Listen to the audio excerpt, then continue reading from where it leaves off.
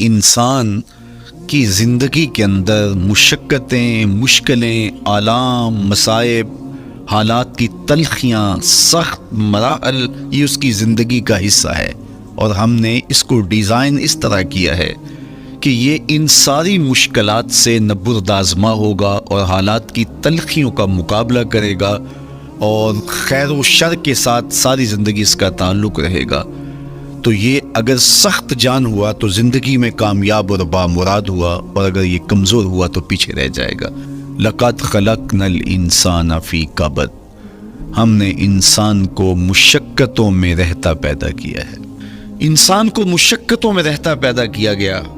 حالات کی تلخیوں سے گزرتا ہے، سخت تربیتی مراحل سے اس کو گزرنا پڑتا ہے۔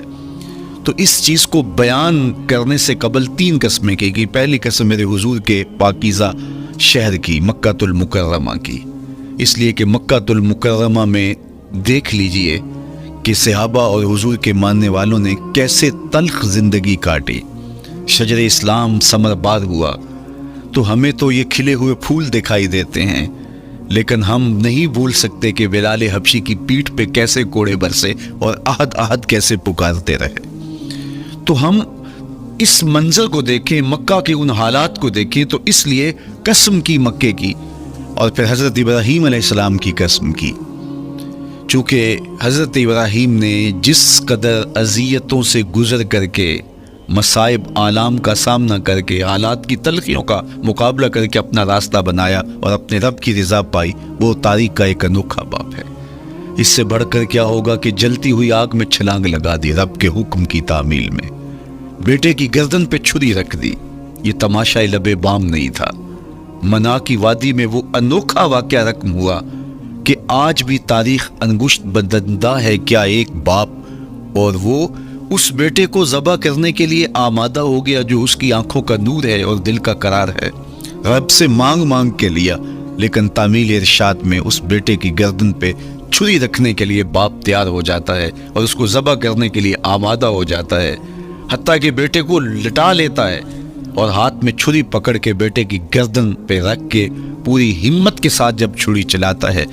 تو آواز آتی ہے فلما اسلما وتلہ للجبین ونادیناہ ان یا ابراہیم قد صدقت الرؤیا انا کذالک نجزی المحسنین۔ ابراہیم بس کرو، تم نے واقعی خواب پورا کر دکھایا۔ اپنی بیوی کو، اپنے نو مولود بچے کو وادی غیر ذی زرع میں چھوڑ آنا، جہاں کچھ بھی میسر نہیں تھا، یہاں آپ کو آپ کے ماں باپ چھوڑ کے جاتے ہیں، ایک خوبصورت آسودہ ماحول ہے، اور آپ کو جس مقصد کے لیے چھوڑ کے جا رہے ہیں تو وہ مقصد بھی آپ کے اور ان کے پیش نظر ہے، لیکن اس کے باوجود بھی جو ہے وہ آنکھیں نم ہو جاتی ہوں گی کہ ہم اپنی اولاد کو یہاں چھوڑ کے جا رہے ہیں، جبکہ ایک محفوظ پناہ گاہ میں آپ کو چھوڑ کے گئے۔ آپ کی تربیت کرنے والا ایک جو ہے وہ توانا طبقہ اور ایک توانا جو ہے وہ سٹاف موجود ہے جو آپ کی فکری، ذہنی، بدنی تربیت کے لیے کوشاں ہیں، لیکن اس کے باوجود بھی والدین محسوس کرتے ہیں، لیکن اپنے نو مولود بچے کو وہاں چھوڑ کے جانا جہاں آب و دانہ بھی میسر نہیں تھا۔ مورخ اسلام فی جلندری نے اس وادی کا نقشہ کھینچتے ہوئے کہا، وہ وادی جس میں وحشت بھی قدم رکھتی تھی ڈر ڈر کے، جہاں پھرتے تھے آوارہ تھپیڑے بادے سر سر کے، جہاں پر گھاس اگتی تھی، جہاں نہ پھول کھلتے تھے، مگر وہ سرزمین تھی آسماں بھی جھک کے ملتے تھے۔ تو اس وادی میں چھوڑ کے آنا، حضرت ابراہیم نے جو امتحانات دیے، اس لیے ان کی قسم کی، چونکہ جواب قسم کا تعلق بنتا ہے، تو قسم ابراہیم کے پاکیزہ وجود کی کہ جنہوں نے دکھ سہے، تکالیف، آلام گوارا کی، لیکن پائے سوات میں لغزش نہیں آنے دی۔ تیسری قسم میرے حضور کے پاکیزہ وجود کی فرمایا جتنے دکھ مجھے دیے گئے، جتنی اذیتیں مجھے پہنچائی گئیں، اتنی کسی کو نہیں دی گئیں۔ پیدا ہوئے تو حضور کے باپ کا سایہ سر پہ نہیں تھا، پھر اس کے بعد حضور مختلف مراحل سے گزرے۔ 6 سال کی عمر میں ماں کا انتقال ہو گیا۔ جب راہ حق میں لوگوں کو دعوت رشد و ہدایت دینے نکلے تو جو لوگوں کے رویے تھے اور جو اذیتیں لوگوں نے پہنچائیں وہ ایک الگ باب ہے۔ مکے کی گلیوں سے لے کے طائف کے بازاروں تک جن اذیتوں سے میرے حضور گزرے، ام المومنین سیدہ عائشہ رضی اللہ تعالیٰ عنہ فرماتی ہیں ایک دن حضور کی بارگاہ میں حاضری تھی تو ہم نے عرض کیا حضور کیا احد کے دن سے سخت دن بھی زندگی میں کبھی گزرا ہے؟ صحابہ کی نظر میں اس دن سے سخت دن کبھی زندگی میں نہیں آیا، اس لیے کہ جب 70 صحابہ کی لاشیں پڑی تھیں، حضور کے چچا حضرت امیر حمزہ شہید کر دیے گئے، اور نہ صرف انہیں شہید کیا گیا، ان کا مسئلہ کیا گیا، اعضائے بدنیاں کاٹ دیے گئے، ناک کاٹ لی گئی، زبان کاٹ لی گئی، بدن چیر کے کلیجہ نکالا گیا، اور پھر ان اعضاء کا ہار پرویا گیا، اور ہندا نے گلے میں ڈال کے رقص کیا، آنکھوں میں نیزے چبھ ہوئے گئے۔ تو یہ دردناک دن تھا۔ تو حضور کے سر انور پہ سفید رنگ کی پٹی بندھی تھی اور چشمان رحمت میں آنسو تھے، اور بار بار فرماتے تھے ما فعل امی، میرے چچا کی کہانی سناؤ۔ تو یہ دردناک دن تھا جو صحابہ نے اپنی آنکھوں سے دیکھا۔ تو انہوں نے کہا حضور کیا احد کے دن سے سخت دن بھی کبھی زندگی میں آیا؟ ان کا خیال تھا کہ حضور فرمائیں گے ہاں یہ میرا زندگی کا مشکل ترین اور سخت ترین دن تھا، لیکن حضور نے فرمایا ہاں عائشہ، جب طائف کے بازاروں میں تیری قوم نے مجھے پتھر مارے تو یہ دن احد کے دن سے بھی سخت تھا۔ حضور ان کے 3 سرداروں کے پاس پیغام حق لے کے گئے، لیکن انہوں نے آگے سے جو رویہ اختیار کیا وہ اتنا اذیت ناک تھا۔ حضور نے فرمایا کہ ٹھیک ہے، میں تمہاری خیر خواہی کا جذبہ لے کے تمہارے تک پہنچا ہوں، تم نے میری دعوت کو قبول نہیں کیا، تمہاری مرضی، تمہارا مقصود، چلو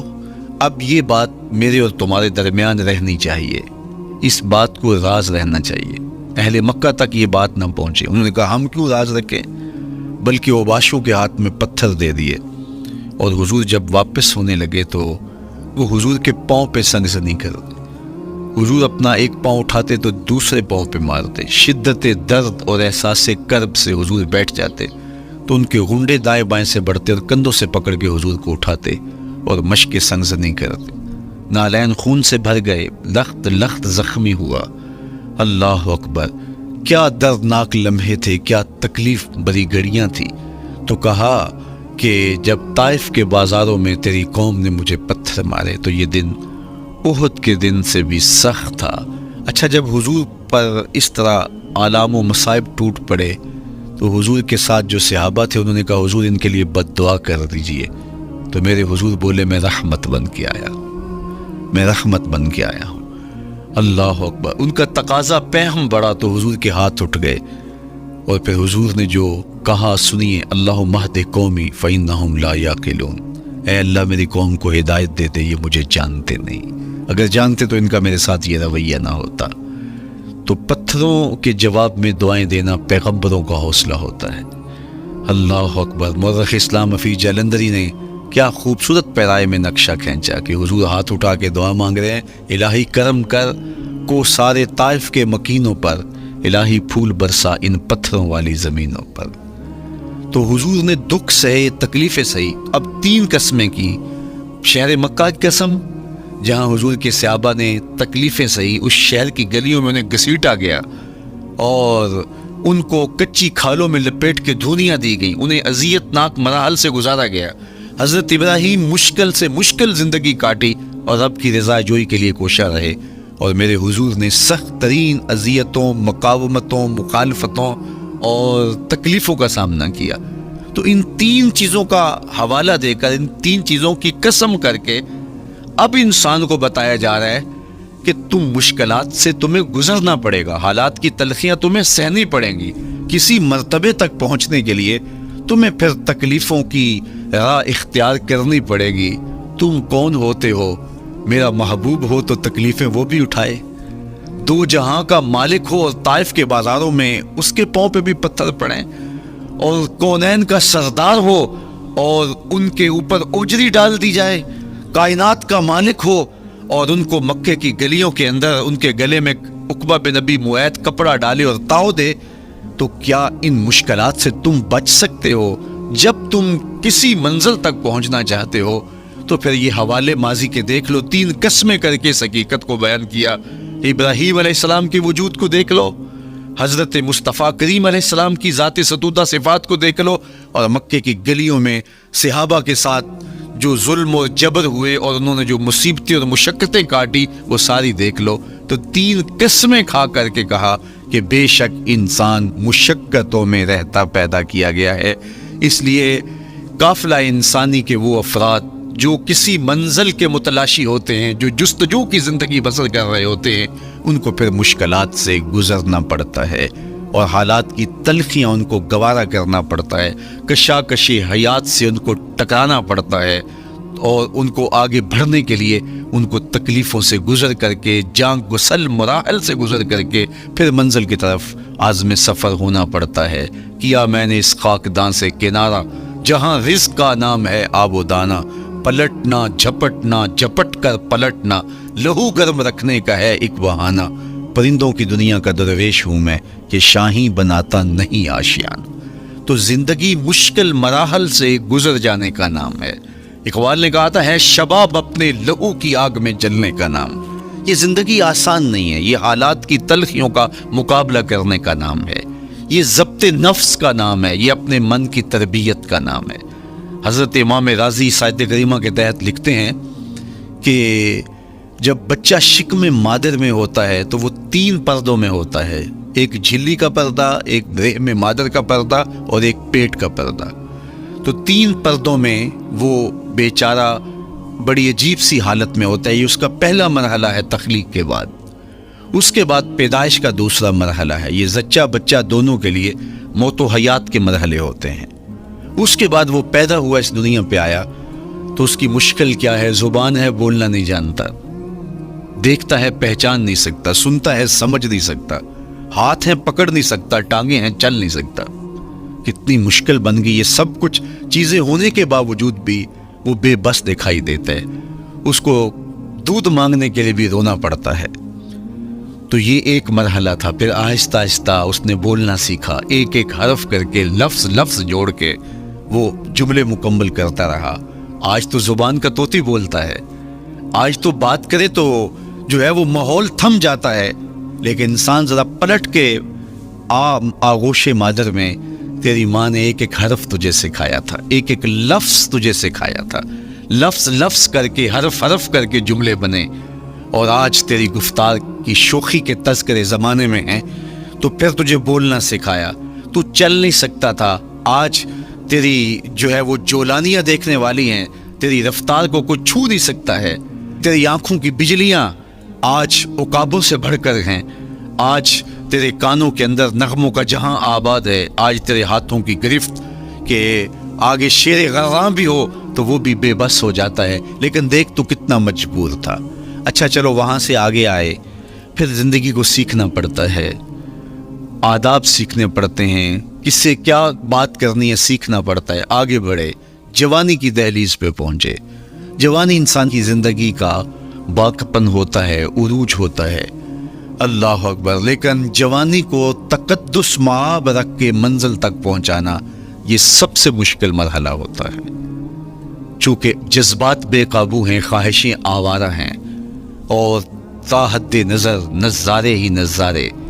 جو دل کو کھینچتے ہیں۔ اب اپنے تقدس کو جو شخص محفوظ رکھے، کائنات میں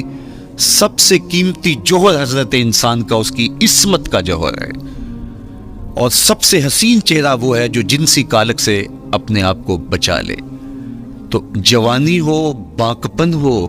اور پھر اپنی خواہشات کو بے قابو نہ ہونے دیا جائے، سب سے مشکل مرحلہ پوری زندگی میں یہ آتا ہے۔ کسی نے کہا تھا کتاب زیست کا ایک اور باب بیت گیا، شباب بیت گیا، ایک عذاب بیت گیا۔ تو شباب کا ختم ہونا اور اس کو خیریت سے منزل تک پہنچنا، یہ کتنا بڑا مشکل مرحلہ ہوتا ہے، جس کا جوانی میں باطن کا چہرہ مسخ ہو جاتا ہے اور جنسی کالک سے جو چہرہ آلودہ ہو جاتا ہے، اس کا عفت کا دامن داغدار ہو جاتا ہے۔ تو اس لیے وہ چہرہ تاباں ہے، وہ چہرہ روشن ہے، وہ چہرہ منور ہے جو اپنے آپ کو کالک نہیں لگنے دیتا اور اپنی عصمت کی حفاظت کرتا ہے۔ میرے حضور نے بھی ارشاد فرمایا، سبعۃ یظلھم اللہ تعالی فی ظلہ یوم لا ظل الا ظلہ، 7 اشخاص ایسے ہیں قیامت کے دن جب کوئی سایہ نہیں ہوگا، اللہ ان کو اپنے عرش کا سایہ عطا کرے گا۔ ان میں سے پہلا شخص امام عادل حکمران، دوسرا شخص وشاب نشأ فی عبادت اللہ، وہ جوان جس کی جوانی اللہ کی عبادت میں بسر ہوئی۔ تیسرا وہ شخص وَرَجُلٌ قَلْبُهُ مُعَلَّقٌ بِالْمَسَاجِدِ، وہ شخص جس کا دل مسجد میں لگتا ہے، مسجد میں جمتا ہے۔ اور چوتھا شخص وَرَجُلٌ دَعَتْهُ امْرَأَةٌ ذَاتُ مَنْصَبٍ وَجَمَالٍ فَقَالَ إِنِّي أَخَافُ اللَّهَ، وہ شخص جس کو دعوت گناہ ملی اور حسن قدموں میں بچھنے کے لیے بےتاب ہوا، اور اس نے کیا کہا؟ انی اخاف اللہ، میں اللہ سے ڈرتا ہوں، میرا اللہ مجھے دیکھ رہا ہے۔ میرے حضور نے فرمایا قیامت کے دن جب کوئی سایہ نہیں ہوگا، اللہ اس کے اوپر اپنے عرش کا سایہ تان دے گا۔ جو اپنی عصمت کے جوہر کو بچا گیا، تو یہ ایک مشکل مرحلہ تھا اپنی جوانی کے تقدس کی حفاظت کرنا۔ میرے حضور نے ارشاد فرمایا انا حبیب اللہ، میں اللہ کا حبیب ہوں۔ جو جوان جوانی میں توبہ کرتا ہے وہ بھی اللہ کا حبیب ہے۔ کتنا بڑا اعزاز ہے اور کتنا بڑا کمال ہے جو شخص کو ملتا ہے جو جوانی میں اپنی عصمت کے تقدس کی حفاظت کرتا ہے، اپنی آبرو پہ پہرا دیتا ہے، اپنی نظروں کی حفاظت کرتا ہے، اپنی سوچوں کو آوارہ نہیں ہونے دیتا، اپنے خیالوں کو پھٹکنے نہیں دیتا، اپنی خواہشات کو بے قابو نہیں ہونے دیتا۔ تو یہ مشکل ترین لمحہ تھا۔ اس کے بعد امام راضی کہتے ہیں اب شادی کا مرحلہ ہوا، تو پہلے خود اپنی ذمہ داری تھی، اب کسی کا بوجھ بھی اٹھانا پڑا، یہ اگلی مشکل آ پڑی۔ پھر بچے ہوئے تو پھر اپنی زندگی تو ختم ہو گئی، پھر ساری زندگی، پھر بڑھاپے میں چلے جائیں، ارذل العمر تک چلے جائیں، یہ ساری زندگی مشکلات۔ لقد خلقنا الانسان فی کبد۔ تو ہمیں عملی طور پہ مشکلات کے مقابلے کے لیے تیار ہونا چاہیے۔ دیکھیے ہم جب شکار کرنے جاتے ہیں اور وہ خطرناک جنگل ہو جس میں شیر، بھیڑی اور دیگر جانور بھی ہوں، تو پھر ہم حفظ ما تقدم کے طور پہ سب کچھ ساتھ لے کے جاتے ہیں اور اس انداز سے جاتے ہیں کہ ہمارے اوپر اگر کوئی حملہ ہو تو بچاؤ کی یہ تدبیر ہو۔ تو ہم عملی طور پہ اس کے لیے خود تیار ہوتے ہیں، تو پھر کوئی ہونے والا حملہ غیر متوقع نہیں ہوتا اور ہم اس کے لیے اپنے آپ کو مستعد اور فعال پاتے ہیں۔ اسی طرح میں اور آپ اگر زندگی کے اس فلسفے سے آگاہ نہیں ہوں گے کہ زندگی مشکلات کا مجموعہ ہے، حالات کی تلخیاں ساری زندگی ہمارے ساتھ رہیں گی، تو کوئی بھی تکلیف، کوئی بھی اذیت، کوئی بھی ایسا واقعہ جو ہم نہیں چاہ رہے ہوں گے عروج پذیر ہوگا تو ہم گھبرا جائیں گے اور پھر اس وقت ہم دکھی ہو جائیں گے۔ اس لیے ہمیں یہ قرآن نے سکھایا ہے کہ تم عملی طور پہ زندگی کی سختیوں کا مقابلہ کرنے کے لیے آمادہ اور تیار ہو جاؤ۔ قرآن مجید میں جو صبر کا لفظ ہے اس کا مفہوم یہ ہے کہ حالات کی جو تلخیاں تمہارے اوپر آتی ہیں، وہ غربت بھی ہو سکتی ہے، وہ بیماری بھی ہو سکتی ہے، وہ لوگوں کی عداوت اور دشمنی بھی ہو سکتی ہے، وہ اور بہت ساری چیزیں ہوتی ہیں، وہ جنگوں کی حالت کا بپا ہو جانا اور تمہارا دشمنوں کے نرغے میں گر جانا، یہ سب کچھ ہو سکتا ہے۔ تو اس کے اوپر استقامت کے ساتھ تم کھڑے رہو اور تم ان کو برداشت کرنے کی اپنے اندر ہمت اور حوصلہ رکھو، تو پھر وہ تمہارا صبر ہوگا، اور یہ قوت اگر تمہارے اندر پیدا ہو جاتی ہے تو پھر تمہاری زندگی آسان اور سوکھی ہو جاتی ہے۔ لیکن اگر یہ دولت تمہیں نصیب نہیں ہوتی تو پھر ساری زندگی دکھوں اور شکموں سے بھری رہتی۔ اس لیے ہمیں یہ چیز سیکھ لینی چاہیے کہ زندگی نام ہی مشکلات سے نبرد آزما رہنے کا ہے۔ عملی طور پہ ہم دیکھو، ہمیں پتہ ہے سردی آ رہی ہے تو اس کا ہم پہلے انتظام کرتے ہیں، تو سردی ہمیں دکھی نہیں پھر کرتی، ہم سردی سے بھی لطف لیتے ہیں، موسم برسات سے بھی مزہ لیتے ہیں، اور گرمی سے بھی ہم ایک حاصل حاصل کر لیتے ہیں اگر ہم اس کو جو ہے اس کے لیے عملی طور پہ اپنے آپ کو تیار کر لیں۔ لیکن اگر ہم اس کے لیے تیاری نہیں کریں گے تو سوائے گھبراہٹ کے اور کچھ نہیں ہوگا۔ تو مجھے اور آپ کو عملاً اپنے آپ کو اس بات کے لیے آمادہ کرنا پڑے گا کہ زندگی ان حالات کی تلخیوں سے ٹکرانے کا نام ہے، اور ساری زندگی ہمیں ان مراحل سے گزرتے رہنا پڑے گا۔ اور قرآن نے جو ہے وہ 3 قسمیں کر کے، اور 3 قسمیں بھی شہر مکہ کی اور محبوب کریم کے پاکیزہ وجود اور جناب ابراہیم علیہ السلام کی، تاکہ تمہیں پتہ چلے جب ان کو بھی ان مراحل سے گزرنا پڑا میں اور آپ کیا بیچتے ہیں۔ اس لیے ہمیں اپنی زندگی کو ان راہوں پہ ڈالتے ہوئے صبر اور استقامت، اب صبر اور استقامت کی دولت ہمیں کیسے نصیب ہوگی، یہ دولت کس طرح، یہ قوت راسخہ ہمارے اندر کیسے پیدا ہوگی، اور کس طرح ہمارے من کے اندر یہ چیزیں سمائے گی۔ اللہ تعالیٰ کی خشیت، اس پر توکل، اس پر بھروسہ، اور اللہ تعالیٰ جل شانہ کی طرف سے ہر کام کے ہونے کا یقین ہمارے اندر یہ استقامت اور یہ حوصلہ پیدا کرتی ہے یہ چیز. اس لیے مجھے اور آپ کو اپنی پوری زندگی میں اس عمل سے گزر کر کے اپنے آپ کو مضبوط ترین صورتحال میں لا کے کھڑا کرنا پڑے گا، اور یہی زندگی کا جمال ہے. تو اب پھر دیکھیے قرآن کیا کہہ رہا ہے. لا اقسم بہذا البلد وانت حل بہذا البلد ووالد وما ولد، 3 قسمیں کی. اس کے بعد ارشاد فرمایا لقد خلقنا الانسان فی کبد، ہم نے انسان کو مشکلوں میں، مصائب میں، آلام میں رہتا ہوا پیدا کیا. کہتے جب حضرت انسان کی تخلیق ہوئی تو اس کا خمیر جب بویا جا رہا تھا تو اس کے اوپر 39 دن تک آزمائشوں کی، دکھوں کی، تکلیفوں کی بارش ہوئی، اور 1 دن خوشیوں اور مسرتوں کا می برسا. تو انسان کی زندگی کے اندر حالات سے ٹکرانا اور دکھوں کو سہنا اور دکھوں سے مقابلہ کرنا یہ سیکھنا پڑے گا. اور جب انسان اس کو عملی طور پر سیکھ جائے گا تو پھر زندگی کا جمال اور زندگی کا حسن نصیب ہوگا.